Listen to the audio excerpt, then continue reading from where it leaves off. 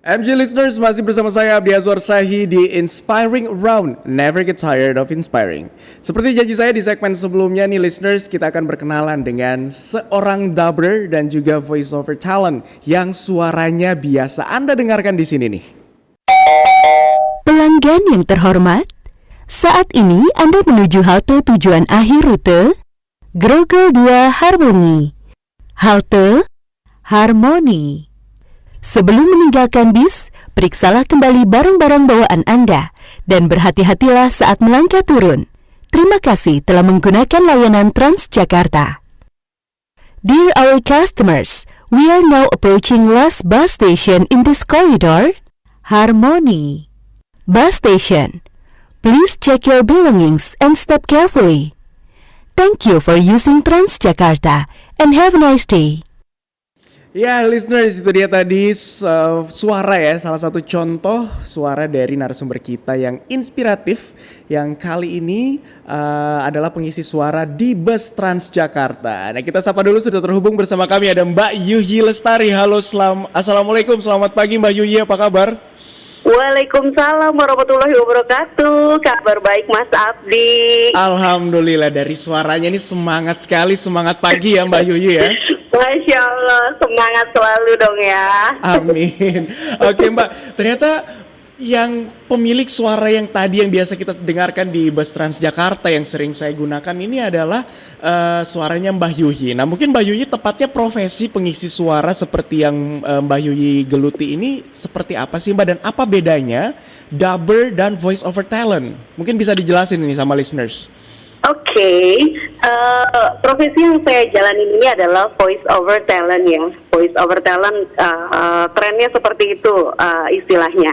Nah, kalau bedanya VO talent atau voice over talent atau VO talent dengan dubber, kalau VO talent itu dia bisa mengisi misalnya iklan, suara iklan di kemudian ada lagi di corporate ya, misalnya company profile, product explainer, video-video explainer seperti itu. Nah, kalau misalnya dubber itu lebih ke sulih suara. Sulih suara dia memerankan karakter tertentu dalam sebuah film atau serial gitu. Kira-kira seperti itu bedanya. Oke, jadi kalau voice over talent biasanya dia lebih ke iklan, kalau dubbernya lebih ke film gitu ya, yang ngomongnya bahasa mungkin dari film-film luar negeri di dubbing dalam bahasa Indonesia begitu ya? Betul.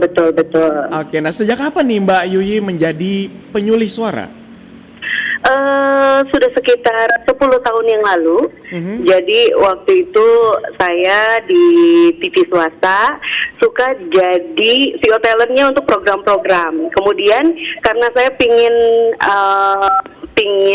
sebagai seorang istri gitu ya, pengen punya profesi yang agak santai sedikit. Kayak kalau jurnalis kan terlalu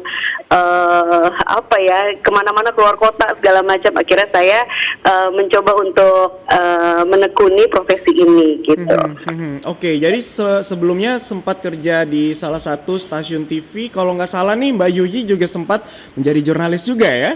Nah, iya betul. Itu apa waktu itu alasannya memutuskan untuk menjadi beralih profesi menjadi penyulih suara? Iya, waktu itu aku hampir sibuk banget lah ya. Yang namanya jurnalis ya. Aduh, Mas Abdi pasti tahu banget ya. Iya, kita kan sama ya jurnalis ya, sesama jurnalis.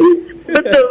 Itu sibuk banget gitu kan. Jadi betul. Aku mau kayak one day aku bakal jadi seorang ibu, aku bakal ngurusin anak-anakku gitu. Aku harus berpikir untuk cari profesi yang lebih berdamai dengan waktu gitu kan. Nah, oke lah, tapi aku resign dulu, terus sedikit-sedikit profesi apa ya, waktu itu belum tahu juga sih mau jadi apa gitu kan. Cuman ya udahlah gitu, kita jalanin aja jadi ibu rumah tangga. Ternyata suara saya laku gitu kan. Iya, udah nyemplung sekalian mempelajari dengan detail dan mencoba untuk profesional di bidang itu gitu. Wow, jadi selain pertimbangan dari menjadi ibu rumah tangga dan juga mengurus anak, ini juga salah satu cita-cita yang mulia juga ya. Menjadi seorang ibu itu tidaklah mudah, namun ada jalan lain juga nih bisa menjadi seorang penyulih suara. Tadi kalau nggak salah Mbak Yuyi bilang sudah 10 tahun. Kalau kita sedikit flashback berarti kurang lebih dari tahun 2011 ya Mbak ya? Betul.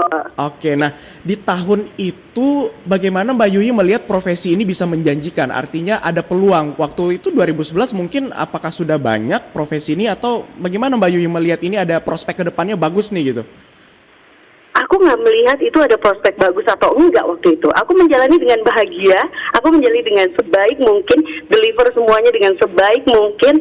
Saya sediakan alat dengan semampu saya gitu ya, dengan semaksimal saya bisa gitu kan.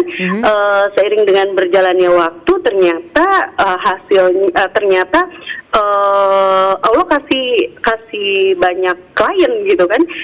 Saya hanya menjalankan dengan have fun dan mencoba deliver itu sebaik mungkin dan bikin klien aku puas gitu ya. Dan tapi ternyata malah alhamdulillah satu persatu semakin bertambah gitu kliennya. Jadi awal-awal nggak ada pikiran untuk jadi oh ya nih jadi bakal jadi bisnis gitu, enggak gitu. Jadi hobi aja gitu. Tapi ternyata ya udah sekalian gitu. Kayak let it flow gitu aja ya. Jadi nggak ada kebayang akan menjadi se-hype ini nih sekarang nih. Which is ini sebenarnya bagus juga ya. Jadi Mbak Yuyi artinya sudah menyiapkan jauh-jauh hari sebelum orang lain itu yang mendapatkan kesempatan itu gitu. Artinya mungkin bisa di-share sedikit apakah Mbak Yuyi memang melihat ada peluang di profesi sebagai penyulis suara ini di tahun 2011 itu? Saya tidak melihat itu sebagai peluang yang besar atau apa gitu ya. Cuma saya waktu itu memanfaatkan media sosial. Saya declare bahwa diri saya ini VO talent. Terus saya cari teman-teman yang kira-kira decision maker dalam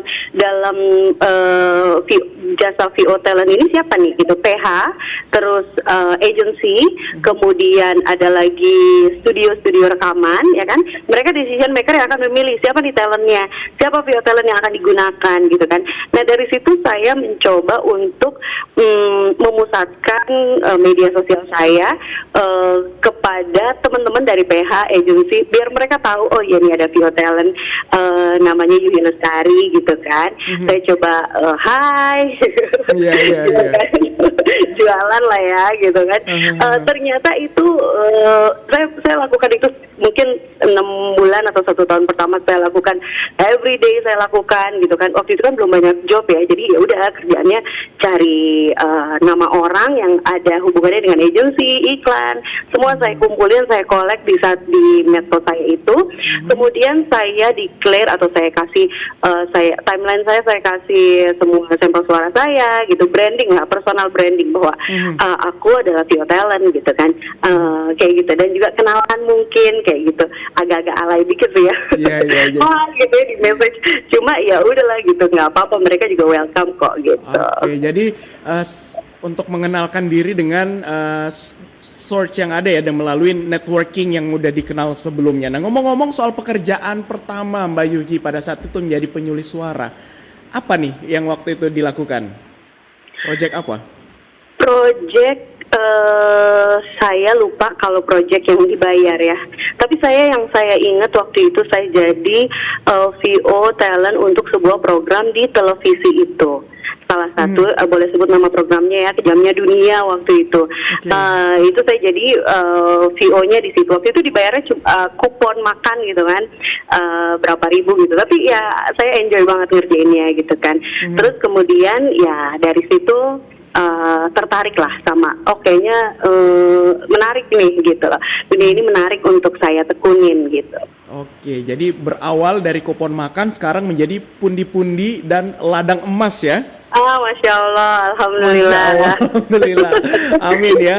Dan ini merupakan suatu pembuka jalan. Nah, kalau bisa di-sharing sedikit Mbak Yuyi, pengalaman yang paling berkesan dan mungkin tidak bisa dilupakan ataupun yang benar-benar, wah kerjaan ini yang benar-benar berkesan gitu. Project ini yang berkesan saat menjalani profesi sebagai penyulis suara ini apa nih Mbak?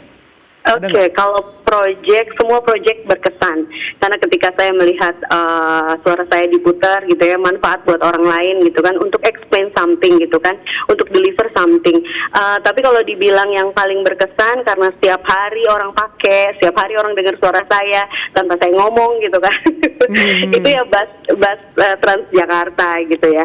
Jadi saya bisa temenin teman-teman yang lagi naik Transjakarta untuk berhenti di setiap titiknya, jadi nggak kelewatan kali ya. Iya. Kira-kira itu sih yang paling berkesan. Kira-kira itu ya gitu. Terus kalau yang paling berkesan suka dukanya apa? Dukanya hampir nggak ada, Mas. Dukanya hampir nggak ada menurut saya. Berarti menyenangkan semua ya, alhamdulillah ya. Menyenangkan semua, bersyukur atas segala yang Allah berikan kepada saya. Klien-kliennya juga baik-baik gitu kan. Ya kalau sedikit kerikil-kerikil saya kira itu bisa terlupakan dengan pekerjaannya itu sendiri lah gitu. Oke, kalau ngomong-ngomong soal tantangan, apa sih tantangan di profesi sebagai penyuluh suara ini? Oke, tantangan sekarang itu banyak banget VO talent baru ya. Itu tantangan juga buat saya untuk bisa tetap menjadi pilihan dari klien-klien gitu kan. Nah, caranya gimana gitu? Tapi saya punya trik juga untuk nggak selalu bersaing, tapi tetap bisa berbisnis gitu. Caranya apa? Dengan merangkul VO-VO baru itu yang suaranya bagus-bagus. Nah, kalau klien saya butuh suara yang saya tidak bisa, seperti misalnya suara anak kecil, orang muda yang teenage gitu, tentu saya nggak bisa karena suara saya agak berat. Nah, saya punya gitu. Okay. Jadi itu tantangan itu malah saya buat jadi sebuah kelebihan lah gitu. Dengan munculnya talent-talent baru ini, saya malah bisa memberikan banyak pilihan kepada klien saya gitu. Malah ya seperti itulah kira-kira tantangannya, talent baru, tapi saya mencoba untuk membalik keadaan itu menjadi berkolaborasi dengan teman-teman talent baru yang cowok misalnya, tentu saya nggak bisa suara cowok kan gitu kan.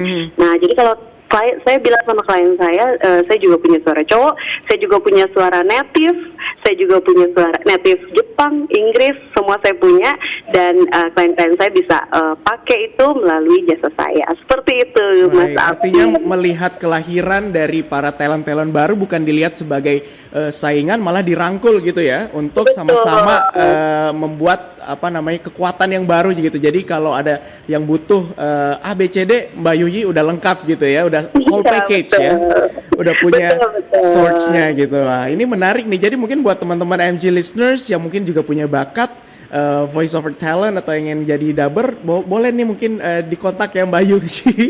Kalau mungkin yang pengen bergabung, atau mungkin yang lagi nyari karakter suara itu kan, kalau suara itu pasti membutuhkan karakter ya Mbak ya. Betul, jadi warna suara itu tidak bisa dirubah, sudah dari Allah Subhanahu wa Ta'ala, tidak bisa dirubah. Yang bisa kita mainkan adalah intonasi, ekspresi, ya kan, itu yang bisa kita mainkan. Karakter, misalnya pendalaman penghayatan, itu yang bisa kita mainkan. Tapi kalau karakter suara, ya tentu kita tidak bisa merubah secara instan, atau tidak bisa merubah. Biasanya usia juga berpengaruh kan, gitu. Nah karena sudah disinggung sama Mbak Yuyi nih soal karakter, mungkin bisa di-sharing nggak sih Mbak, ada nggak sih tips-tipsnya untuk menjadi seorang penyuluh suara seperti Mbak Yuyi, atau ada sekolahnya mungkin teknik apa saja yang perlu diperhatikan gitu? Kalau sekolahnya saya belum pernah tahu ya, cuma kalau kayak training gitu cukup banyak sekarang gitu ya.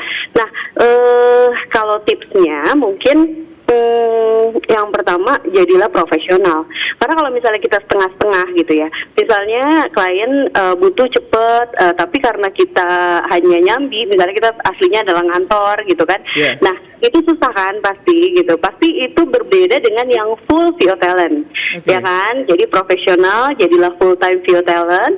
Kemudian yang kedua itu asah kemampuan. Jadi dengan mendengar, oh ya kayak gini ya intonasi, variasi intonasi yang banyak, itu bikin kita juga lebih besar peluang dapat jobnya gitu kan. Misalnya yang muda bisa sih sedikit-sedikit walaupun nggak sampai teenage banget gitu kan, atau yang agak santai, yang serius, nah itu bisa sih gitu.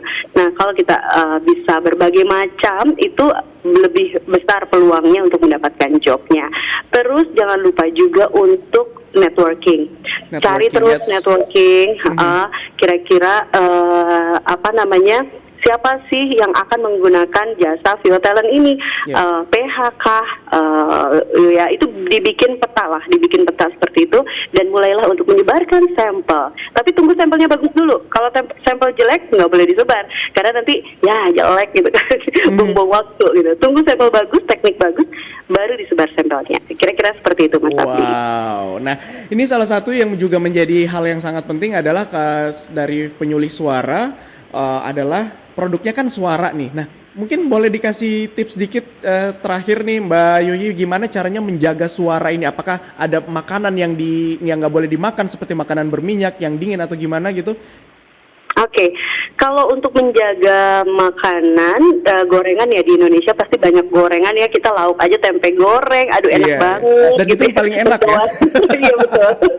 Ayam goreng, kalau dihindarin kayaknya agak rempong gitu ya. Nah, kalau saya pribadi hanya menghindari es juga es yang terlalu, ya nggak boleh seminggu, mungkin bolehlah 2-3 kali gitu ya, tapi nggak boleh terlalu ini banget gitu kan.